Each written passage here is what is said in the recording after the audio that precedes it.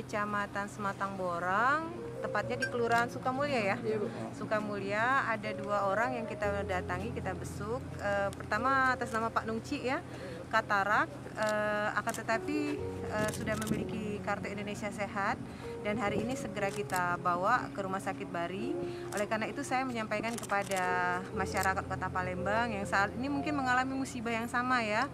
Kalau memang ada menemukan keluarga, teman, sahabat, atau warga yang mengalami musibah katarak atau penyakit katarak, misalnya juga bibir sumbing, segeralah melapor kepada pemerintah. Kalau memang kita secara ekonomi tidak mampu, maka dari pemerintah Kota Palembang kita kan punya rumah sakit namanya Rumah Sakit Bari. Untuk beberapa kondisi, apalagi sudah memiliki kartu Indonesia Sehat, semuanya itu akan ditanggung oleh pemerintah Kota Palembang melalui BPJS Kesehatan. Nah, hari ini kita bawa Pak Nungci untuk bawa ke rumah sakit, minimal diperiksa dulu, tapi kalau memang petunjuk dari dokter dalam waktu dekat dioperasi, kita berharap segera dioperasi. Dan semuanya ingat sudah ditanggung oleh pemerintah. Biaya ya, karena sudah ditanggung oleh pemerintah melalui BPJS Kesehatan. Sampai sini ya kami nganter ya. Ingat seluruhnya sudah ditanggung pemerintah ya melalui BPJS. Berobat Pak ya.